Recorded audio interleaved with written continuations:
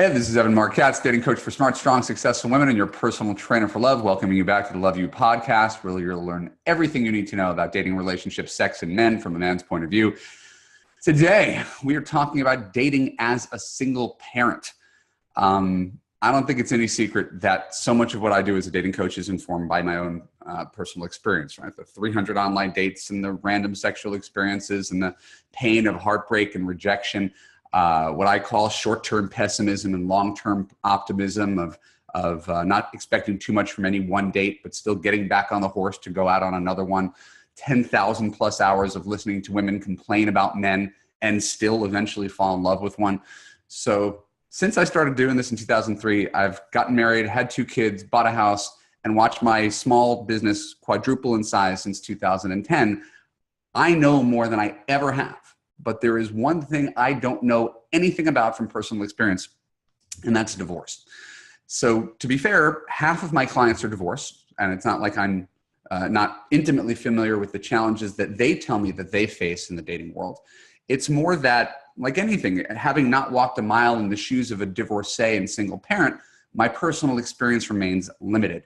Thus, I have more deep sympathy for single parents than I could really talk about shared empathy, since I've never been a single parent.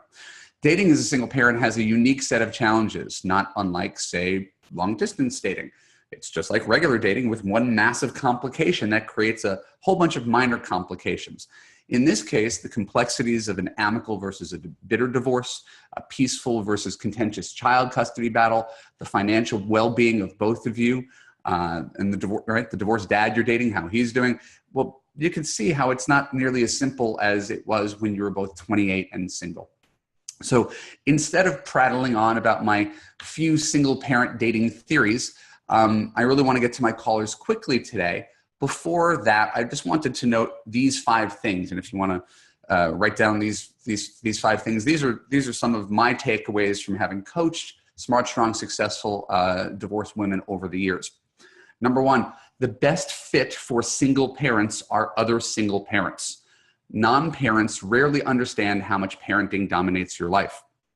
Number 2, don't expect single parents to have perfectly together lives any more than your life is perfectly together. Divorce is inherently messy, and you may have to make some allowances for inconveniences like ex-wives and child support and children themselves, making time for them. Number 3, over-communication is key. The more you can understand where he's coming from and share where you're coming from, the more you can avoid the inevitable conflict of trying to make all parties happy at once, which is sometimes impossible. Number 4, your love life is yours. It's not your kid's job to spoil it for you, right? I've had women who say, yeah, I can't go out with this guy. My kids won't let me. What? Stand up to your kids. They are not the best arbiters of what's good for you. They only think of what's good for them. And number 5, try not to integrate your partners into your life or even introduce your kids at any great length until you're mutually and clearly on a marriage track. You want to avoid them getting emotionally caught up in what could be just another internet relationship gone awry, as happens so very often. So I want to take a few callers who are also deliberating on how to apply the concept of dating as a single parent and all the complications that come with it. We're going to begin today with Casey. Hello, Casey. Hi, Evan. It's nice to meet you. It's nice to meet you too. Thank you. My pleasure. What can I do for you today? Okay. Well, I'm not divorced and I'm not a single parent currently. Okay. You're looking forward to becoming one? What am I doing here, you ask? So right now I am in the process of becoming a foster parent. And it's such an amazing experience so far, but it's a weighty one. It feels like there's a lot of magnitude with that, if that makes any sense. So I guess I'm just kind of curious about your feedback. How would you suggest broaching this topic with someone that I start to date, that there is a potential child? I don't know how long the child will be there. I don't know how many children there will be. There are just many, many variables. So I'm kind of just wondering how to navigate that situation. That is an interesting question, my dear Casey. And I will say it's one I've never answered before. So I don't have a sort of pat, recycled after 10 years Evanism for you. I actually have to think. I do have a theory about how one should deal with difficult situations in general, right? And it could be your crushing debt, or it could be your antidepressants, or it could be your crazy ex who still occasionally pops in and out of your life. Things that we don't necessarily want to deal with. Mm. In general, I wouldn't bring them up too early, right? Not because they're things that are your fault necessarily, or you need to be embarrassed about, but rather too early in the relationship, it functions as, I'm going to tell you all the problems with me right up front, so please don't leave me, right? And if you can handle this, then you can handle everything. And people, we all have enough life experience to know if some guy pulls that with you on a first date, just letting you know, I'm a recovering drug addict. Nice to meet you, recovering drug addict. Bye-bye. Right? Like, not that there's any, hey, no, I've been sober for 8 years. Bye-bye. Right. If you already like the guy, right, and have seen him show up for a month and be really, really good to you, and you see no evidence that this is causing any problems, he can then share a piece of his past that you're more likely to be able to digest, right? And so it goes with any difficult thing, right? This is not single parenting advice. It's how do you broach difficult topics? So it's the tricky thing about your topic is not just that it's a child, is that there, just the way you frame the question, there's so much uncertainty surrounding it, right? It's you literally don't know anything about what the future holds, right? It's like flipping a coin, right? Do you have any clarity when you will know more? I mean, yes, that will come in time. In time is next week or 2026. Those are both in time. Right. For me, this will transpire in the next 6 months. In the next 6 months. And forgive me because I know nothing about the process. It's not full-time custody. It's temporary custody of a child of any age. Well, there's all sorts of processes that you have to go through, like a home study. Yeah, to show that you're fit for the job. Right. Right. So when that happens, you'll have, like, I wouldn't be able to take more than one child because my home isn't big enough.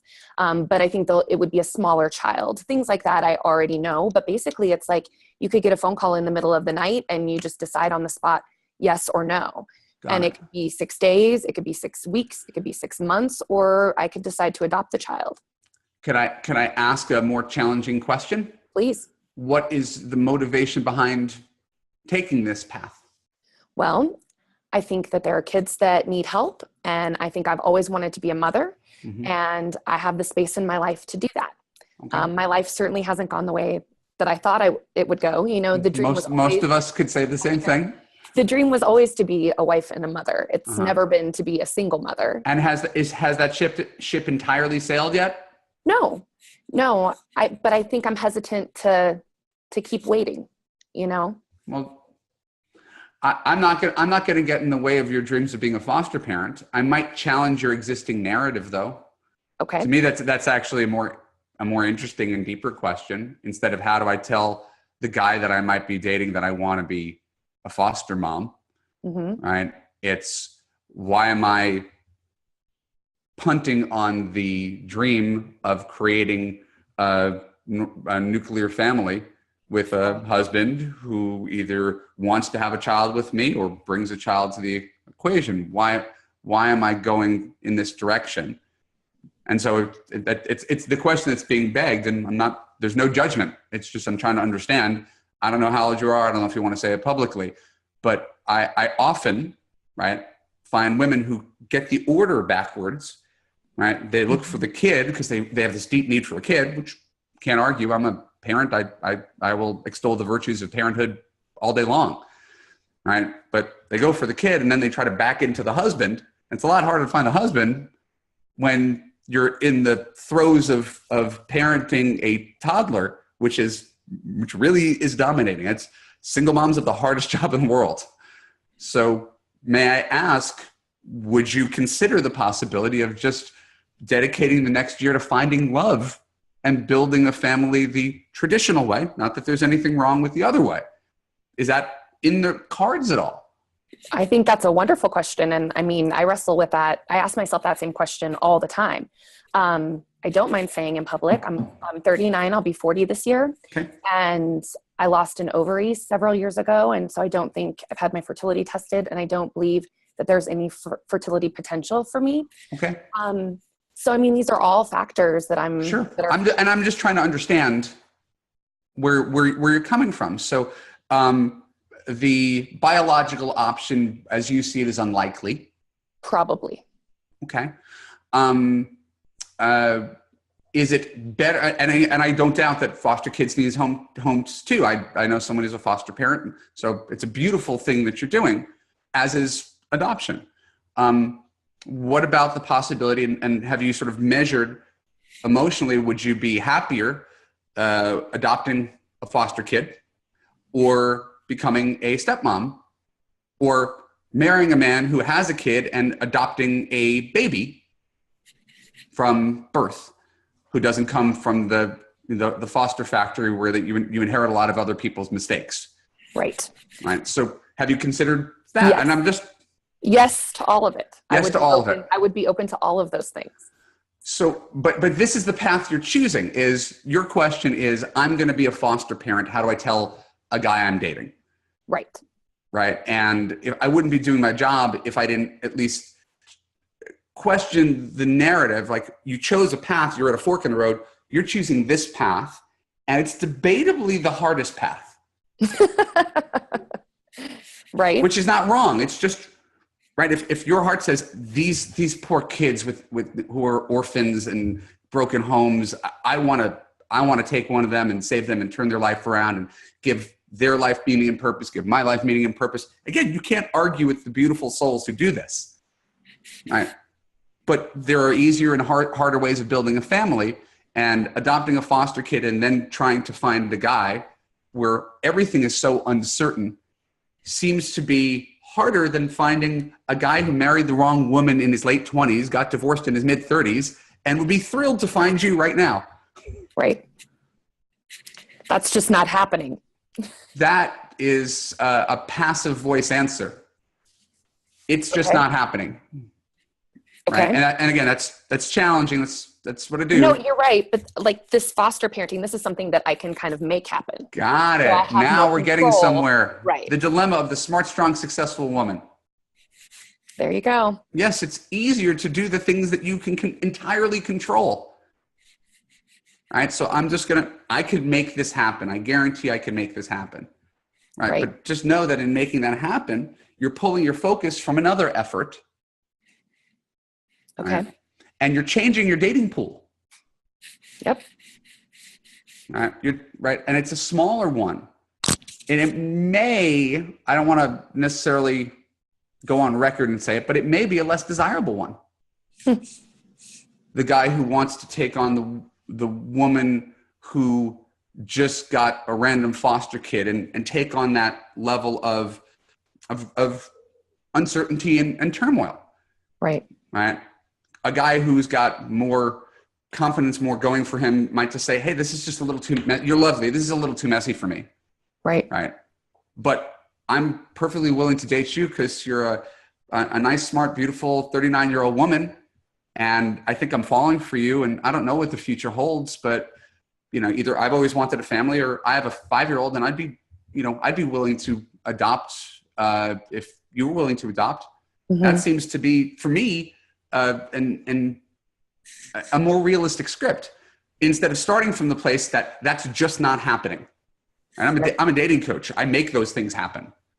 So I have no shortage of women who are 39 who ended up married and with families, right? In different ways, biological and otherwise, right? And really, like, that's not bullshit. I could give you names. Oh, I believe you. So it's, are you aiming down here because, and again, it's not to diminish the value of being a foster parent, but are you aiming down here because that's the most, you can control it all, and it's the most achievable goal with most definite end, and therefore you're settling because you don't get the big picture. And I think of my friend Lori Gottlieb wrote that book, Marry Him, The Case for Settling for Mr. Goodenough. I'm not sure if you've read it. It's a worthwhile book, written in 2010.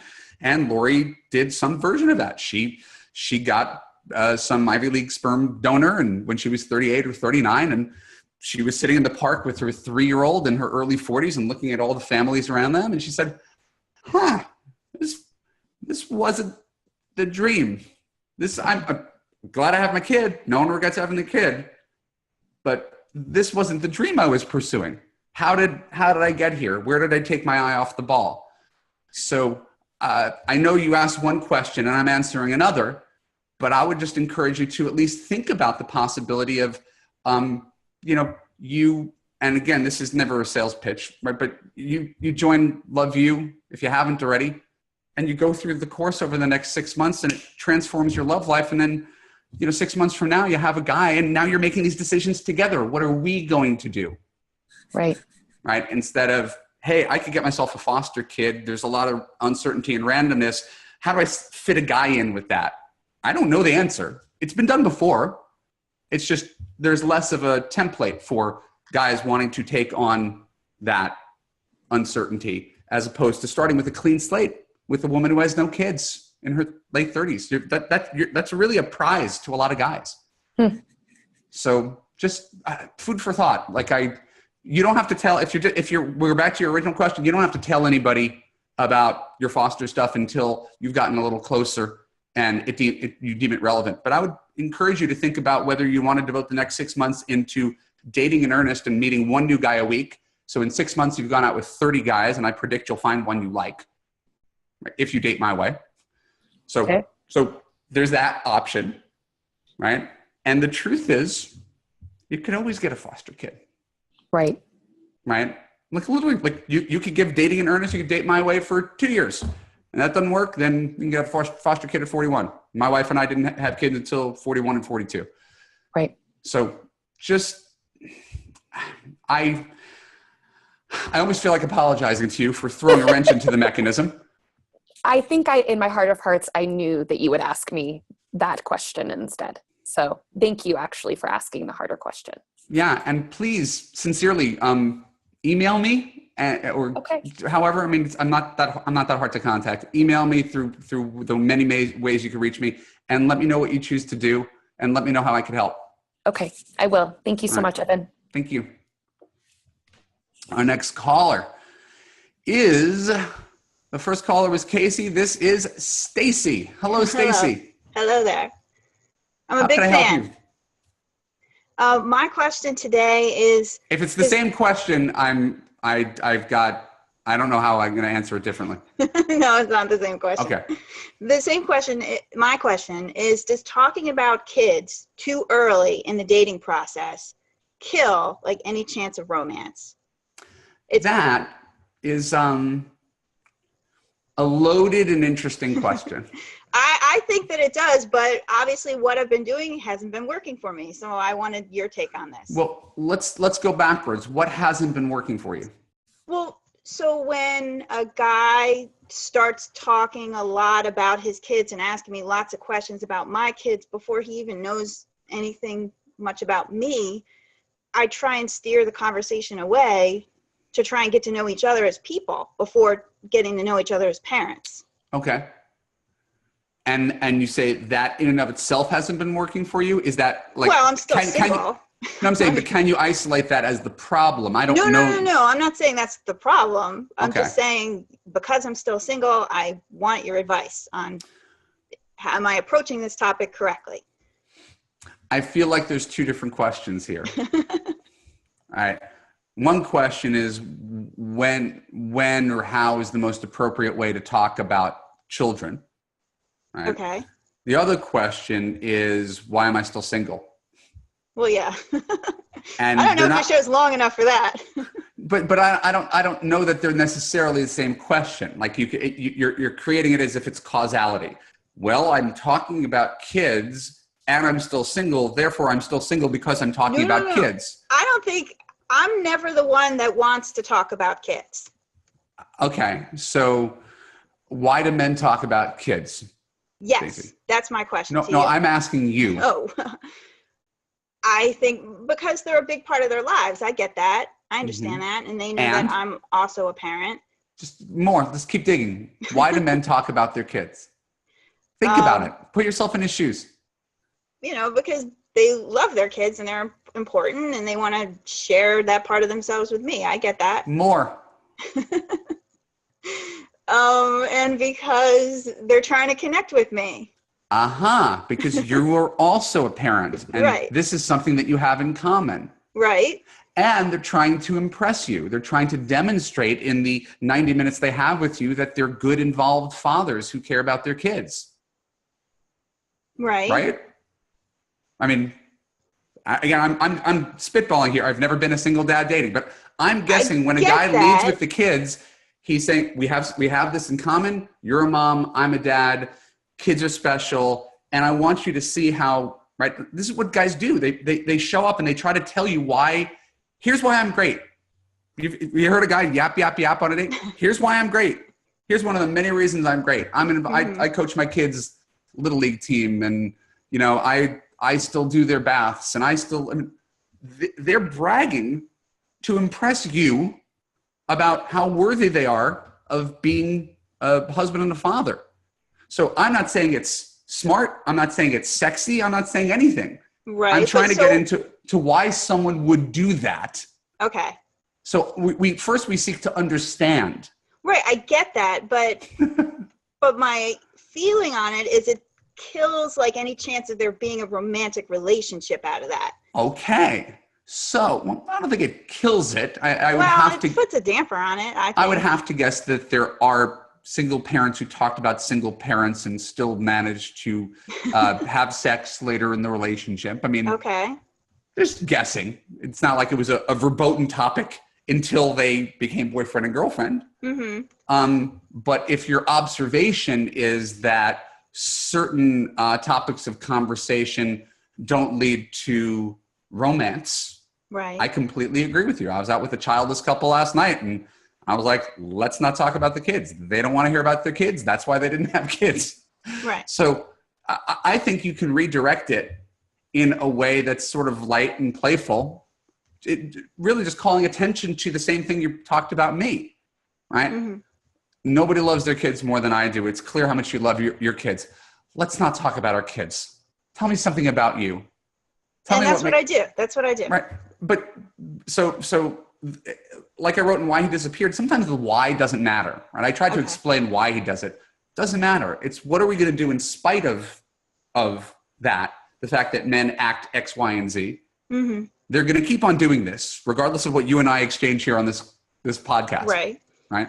So how do you roll with the punches in such a way that you can kind of get a date back on track, right? And jolt him out of his, that father thing. Because by the way, it wouldn't surprise me if there's more women who identify with mothers who do this to the men that they're out with. The guy's looking for a connection and romance, and she's yapping about her kids. It wouldn't surprise me if this role reversal worked a lot in the other direction too, right? If that's a big part of your identity. So how does one show up and be present on a date and be a great date, right? Well, I've written tomes on that. Right? Look him in the eye and touch him on the hand and make him feel interesting and important, and, just be present with him and use a little bit of physical affection, right? Take his arm when you're walking down the street and touch his knee, and little genuine things that get him out of dad zone and into romance zone, right? So he's picking up on your cues to be here with you, right? It doesn't have to be like a whole, right? Like you're nudging him and he doesn't see that you're nudging him, right? and if the nudging doesn't work, then you say, hey, like you said, I could think of 100 things that are sexier than talking about our kids. Let's name one. Right? It's just, you burst the bubble. You both have a laugh, right? But you don't get stuck on a date where I just spent 90 minutes hearing about this kid learning to read, or this kid's autism, or this kid's whatever. And you don't get sucked down that rabbit hole, because sometimes women end up being shrinks on dates for men. Yeah, I found that a lot. Right? Because he found someone who's willing to listen to him. Right? He doesn't have that. His kids aren't going to listen to him. His ex-wife isn't going to listen to him. He doesn't have guy friends who really listen in the same way. So he finds you, right? And then it's like, blah. Yeah. Right. So what do you do when that happens? How do you steer away from becoming someone's shrink on a date? It's very, I mean, there's a certain conversational mastery that comes with practice. I call it giving the politician answer. You know, when a politician gets a question and doesn't want to answer it, and they sort of acknowledge it, like at a debate, and they sort of just glide past it and they give the answer they want to give. Right. I think it's something like that. It's fundamentally an acknowledgement of the question and then a redirect and a pivot to something that's a little bit more pleasant. Okay. All right. So you don't make them feel bad for bringing it up. You just sort of glide past it and with a smile. And most guys are agreeable. I mean, most guys get it. They're not going to insist, no, I must tell you about my pain. Oh no, you're right. I'm sorry. I get a little heavy. My breakup was a big thing for me. And sometimes when I have a sympathetic ear and you're like, it's cool, I understand. Right. Then it's like, then you just change the conversation, right? What's the nicest thing you ever did for your ex-wife? What's the craziest place you've ever gone on vacation? Just send it off on a different path. So right? when not secretively, just consciously pivot and control the conversation so that you end up enjoying the date. And by the way, he ends up enjoying the date. Right. He can't help himself in these moments. It's easy to say he should know better. It's not how it works. And again, this is gender neutral advice, right? And you can flip this around and women do the exact same thing. You find a guy who seems like cute, good listener, sympathetic. And then here's my painful history. Here's how I got here today. And he's not having fun anymore either. So this is just good people advice. You can be a good listener without turning into a shrink. Okay. But so when someone does start unloading like all the messy details of their divorce, how to gracefully shut that down? I understand what you're saying about that, but then isn't that a signal that he's not ready for a relationship? No, you can make it that way. There's way too much nuance and subtlety to make that declaration. I had a client, and I wrote about her and why he disappeared. She went on a first date with a guy, and she told me like it was like 10 minutes. He was bitching about his ex-wife, and it was so unattractive. And I said, all right, I get it. I'm not defending him. How was the rest of the date? Like, how was the 2 hours around the 10-minute rant? She's like, it was actually really great. I was very disappointed when he showed that side of him. Okay. I said, so give him a second date, see what happens. She's like, second date was the best date I ever had. Oh, all right. Now, again, I don't know where the story ends, but the idea that we judge someone, we spend so much time trying to judge someone and rule people out early on because you don't want to get hurt. You don't want to waste your time. So we pick up on these micro things to say, oh, that's a big red flag. Doesn't that mean? Well, it may mean, but just because someone who is having an authentic conversation has some measure of animosity towards their ex, right? I've dealt with women who have really terrible exes. And when they share their story, it's like, oh my God, that's horrifying. Am I supposed to have her put on a little smiley face and pretend that didn't happen if she's sharing with me? Right. No, it's you just don't want to go too far down the rabbit hole, but you can still be a good listener and let him share and be vulnerable. And it makes a strong connection. I know nobody wants to see their man as weak or complaining, but it's like, you don't get to have it both ways. You could have the guy who just yaps about him and his accomplishments and sees you as a sexual object, or you can have a guy who is emotionally connected and is being real with you, right? And it doesn't mean it's all created equal, right? There's a whole spectrum here of guys. So I don't want to give you the blanket advice that a guy who complains about his ex is irreversibly damaged goods, because that would mean most of my clients are irreversibly damaged goods. Okay.